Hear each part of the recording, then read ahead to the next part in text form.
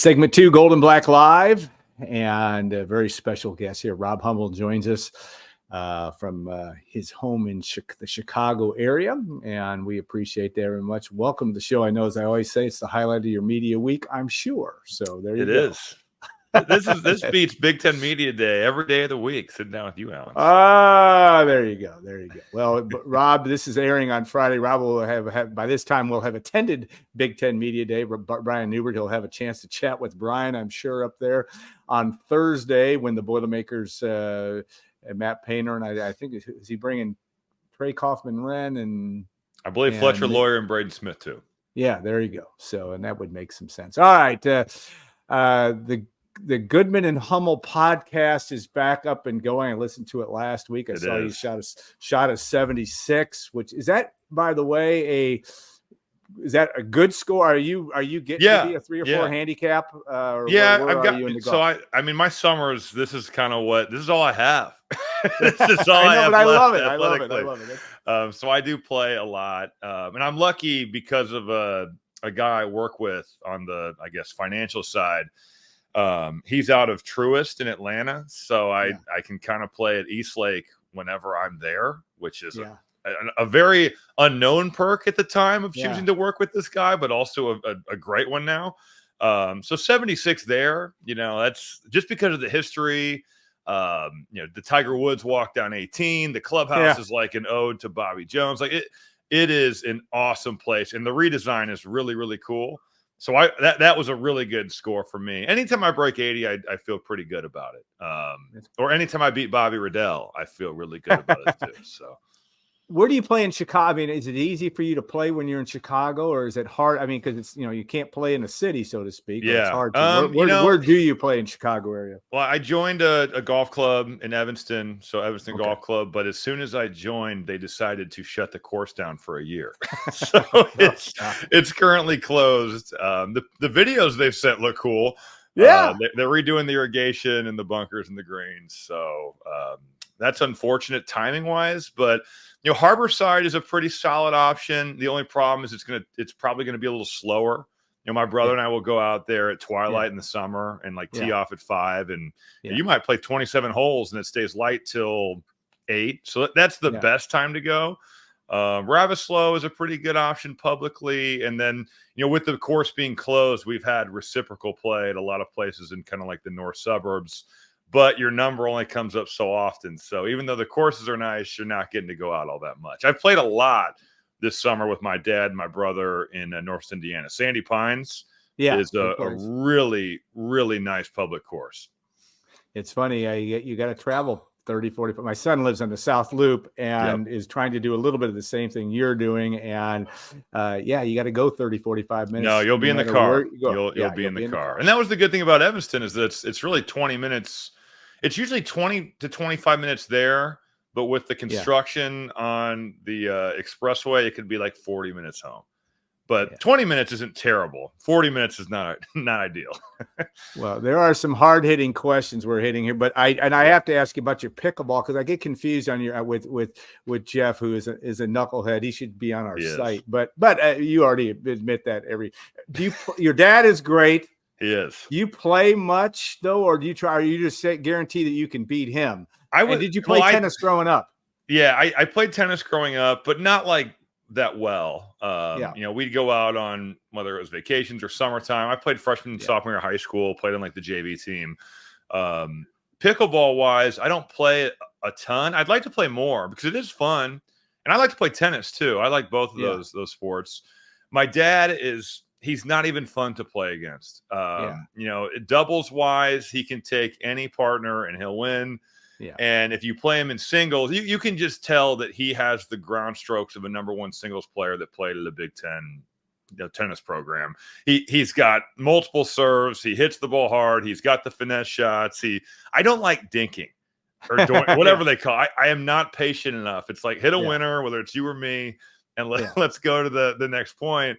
He can hit those. He's just really, really good. And as for Jeff, I've never seen him play. I just assume that he's bad at all sports so that I could beat him because he's not athletic.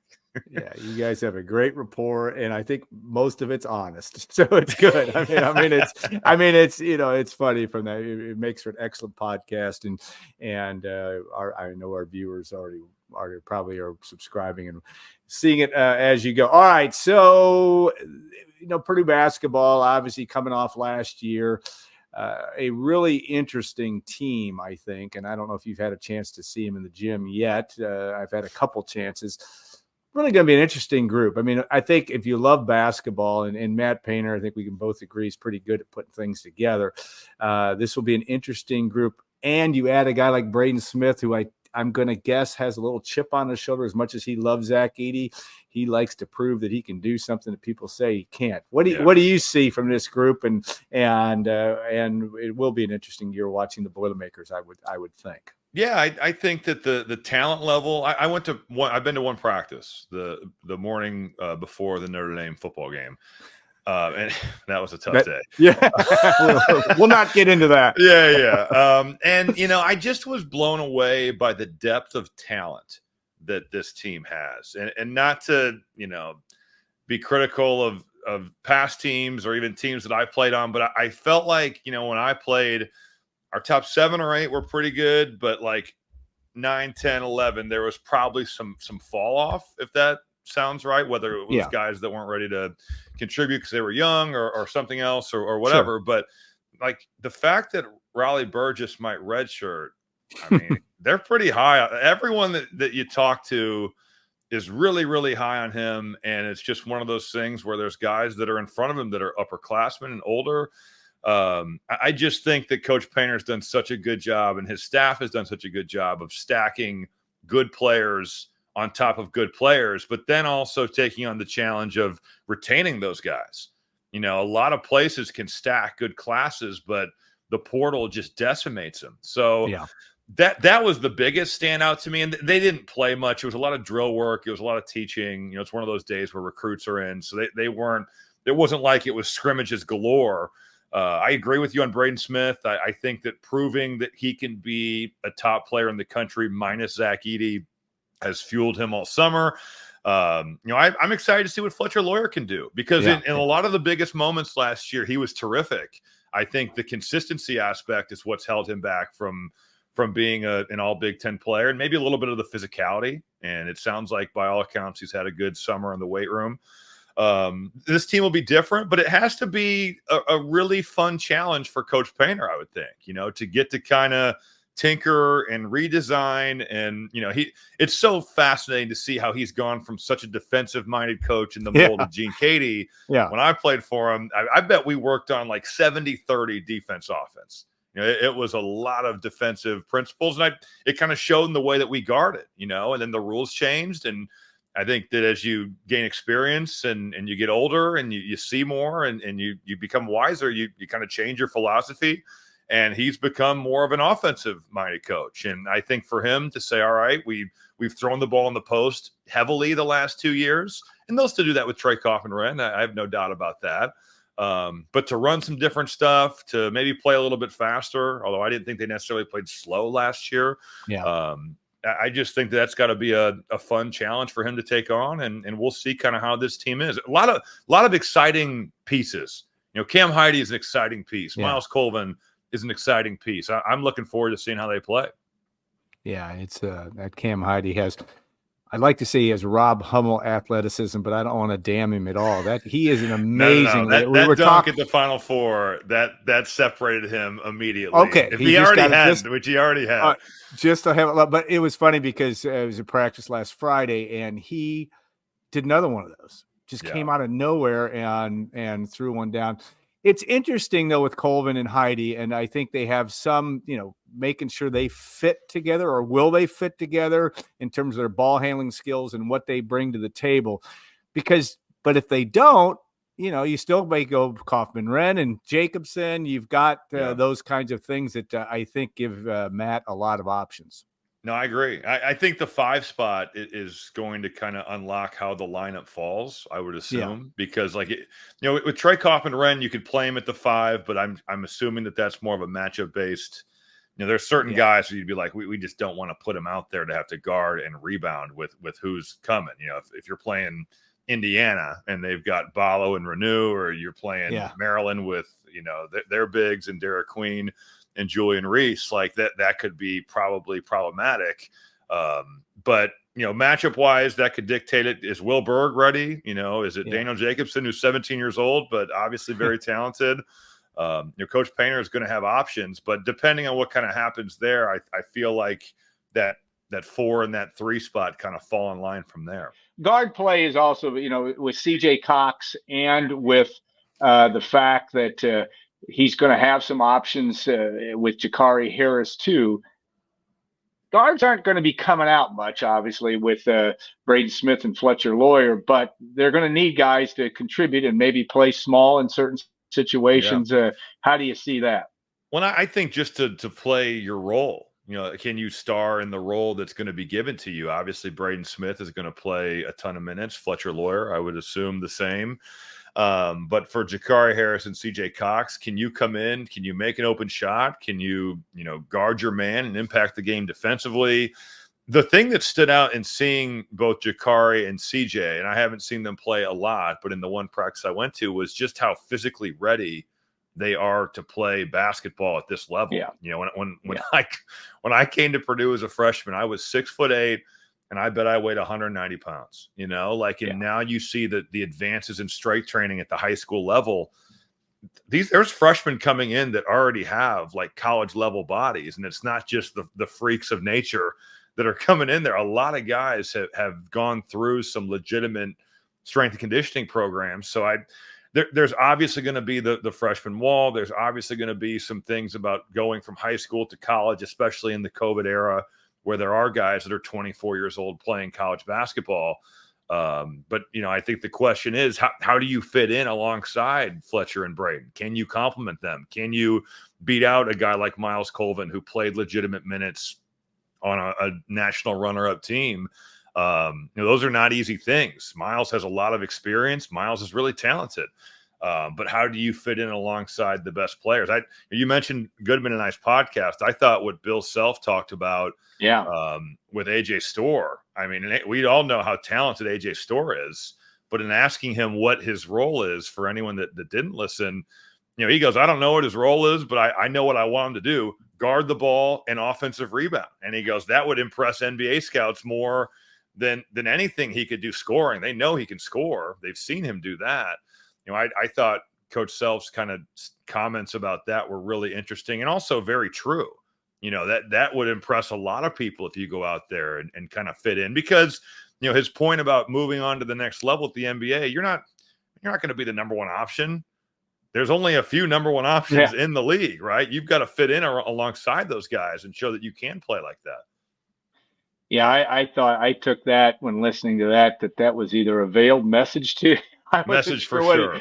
I wasn't sure exactly where he was going, but I was working hard to connect the dots, and that's interesting. All right, looking around the Big Ten, and obviously with Big Ten Media Day and looking around this league, Indiana gets a lot of talk because of all the new faces and the fact that there's probably there is some added pressure down there with Mike Woodson. They got to make it happen this year, it would seem. But give me a thumbnail of around the league of what you see, and again, it's, I don't know, in your shoes, it's even in our shoes, it's hard to know because you're trying to piece these people together and how are they going to fit. But tell me what you see around the league. If you were going to list Purdue, I think, would be in the conversation with the upper third of the league, and maybe for an opportunity to be in the upper 3 teams in the league. But how do you see the rest of the league? I think Purdue definitely is in that like tier 1 as of today. I'd throw Indiana in there. Granted, I have questions about how their roster fits, just because they still have the huge lineup that they can go to. And I think shooting is a question. Luke Goody was a good ad for them because he is a proven shooter in the Big Ten. But with their 2 guards, Carlisle and Rice, like not the highest percentage. Granted, they were tasked with taking a lot of high volume threes, many of them off the dribbles. So if you put them around better players, do those percentages go up? Well, time will tell. I think UCLA, Mick Cronin's quote of our NIL increased exponentially is pretty good for kind of the time, and look at his roster last year versus what they brought in this year. Dylan Andrews, I think, has a chance to be one of the better point guards in the Big Ten. I think Oregon's going to be good. Even though N'Faly Dante and Jermaine Couisnard are big losses, they've got a lot of pieces. Dana Altman has done well in the portal throughout his time at Oregon. And, they've reloaded with a lot of talent, with some good freshmen that are returning in Jackson Shellstat. There's one more that I was thinking would be in the top two. Oh, well, Illinois, maybe. Yeah. I guess the question is, is it the Matt Meyer team chemistry of 2 years ago, or is it last year's team chemistry where they fit way better, they played together way better? Maryland, I think, has done a nice job in the portal. Looking at who they added, it's going to hinge on, I think, Jacoby Gillespie and how good he can be at filling the shoes of Jameer Young, which are certainly large. Yeah. I like the Selton Miguel pickup. I saw him at Kansas State a couple years ago. I know he had a really nice season at USF last year. And then you've got the front court with Queen and Reese. That's a good place to start. Some of these teams, I'm like USC. Who knows? Yeah. They could be awesome. They could be terrible. And if anyone could piece together 11 transfers, Muss is probably that guy, because he's done it his whole career and just kind of moved around from place to place and found ways to win. I think Iowa is a team that's kind of running under the radar, maybe. The Sanford, he returns. Owen Freeman is back. Their transfer point guard is going to have to be good as well. And that's the thing. Whose transfers can fit and play well at this level coming up from mid-major schools, that'll be huge. And Purdue is the one team that doesn't really have any questions about their transfers coming over. Granted, Indiana's transfers are all high major. Even Illinois has mid-major transfers coming up that are going to have to prove that they can do it at this level. Yeah. You didn't even mention Michigan State. I mean, what do you see there? I mean, it's an interesting brand new team. Jaden Akins is their only returning starter. Yeah. This Frankie Fiddler kid was an all-conference player at Omaha, but what does that mean for playing in the Big Ten? Xavier Booker, there's been rumblings that he's added 20 pounds. He needed to do that, but he also needs to, you can add 20 pounds, but that doesn't mean that you're a more physical player. You're more physically prepared to play the game, but he's not by any means the most physical guy in a league that prides itself on being extremely physical. So, what does he look like? I assume he starts with the 4. Is Jeremy Fears ready to run the point guard position? He got shot last year in December, sat the rest of the season out. And, thank God he's back and healthy and able to play. But I just think even Michigan State, what's their center position? Is it Kohler? Is it Cooper? Is it one of the transfers? I have no idea, until we start playing, it's really hard. Rutgers with their freshmen, there's no doubting their talent. I've seen Dylan Harper and Ace Bailey play. Yeah. Ace Bailey could make $500 million. He's a 6'9" wing. He's one of those guys that could be number one option in the NBA. Yeah. He's that type of talent. What does that look like with the guys around him? I thought Cliff Amore leaving. Granted, I know why. It's a money thing. But you think about Amore rolling to the rim with Dylan Harper playing pick and roll and the ace, that would have been a pretty good situation for him, it felt like. But I think with him gone, there's big questions about the 5 position. I do think Steve Peichel did a good job adding some shooting around those guys, but a lot of new pieces there. I don't know. I have no idea what that's going to look like. They could be great. They could be average. They could struggle. Youth, it's hard to win in the COVID era when you're playing freshmen, no matter how talented they are. Yeah, it is interesting in your world now. You can say a lot of I don't knows, but you got to know players. I mean, you got to watch. True. You got to know players everywhere you go because you don't know where they're going to be next year. I mean, that's a fascinating study. All right, we've had a rash of technical difficulties of which Rob has been patient. Bring us up to date on where folks are going to catch you this year. Peacock being one, but tell us all of what you'll be doing. The busiest man in show business in college basketball will be Rob Hummel this year. Well, Jeff would only say for 5 months. I know. Don't let him get you down. I know he doesn't get you down. No, he does not. He does not. NBC, so the Peacock. I think there's going to be some games on NBC on network television this year. It sounds like Fox, Big Ten Network, and I think there's a good chance that I'm, doing some Turner stuff again, whether that's the tournament or some other stuff. So, same as last year. So should be a great season. It's knocking on the door here. Yeah, no doubt, and that'll be fun. Are you let me ask you, you and I have had this conversation. Are you an employee of anybody? Are you independent contractor in all those events? It's more independent contractor. When I was at ESPN, it was sort of an employee thing. You got some benefits, but it's for the most part independent contractor stuff across the board. All right, I'm not going to do your tax return, so you're all good, man. I don't want to do my tax returns. I know it's got to be complicated. All right, we always appreciate your time. Thanks for hanging in with us today, and we will look forward to watching you. And you'll get to turn red again when you get your next standing ovation in Mackey Arena. I don't know when the statute of limitations of that's going to wear out. I think it's going to be a while. So I think you still. I'm getting old. I'm far removed. It's honestly I know, crazy. but love is love, man. They can't help themselves, and that's a good thing.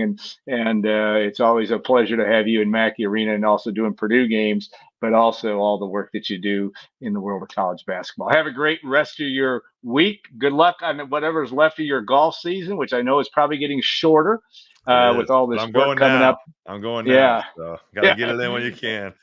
And I'm sure we're going to see you in Mackey. I know Purdue's got a number of those Friday night games coming up, just kind of starting to peruse the schedule as well. Yep. It's a whole new world out there. So, Rob, thanks again. We'll be back in 2 minutes. Jim Russell will join us. We'll talk a little Purdue football and his history of being a press box announcer for all those years. We're not going to focus too much on the day-to-day of Purdue football these days, but it'll get better someday. So, all right, sounds good, Rob. Thanks again. Thanks, Alan. I'm going to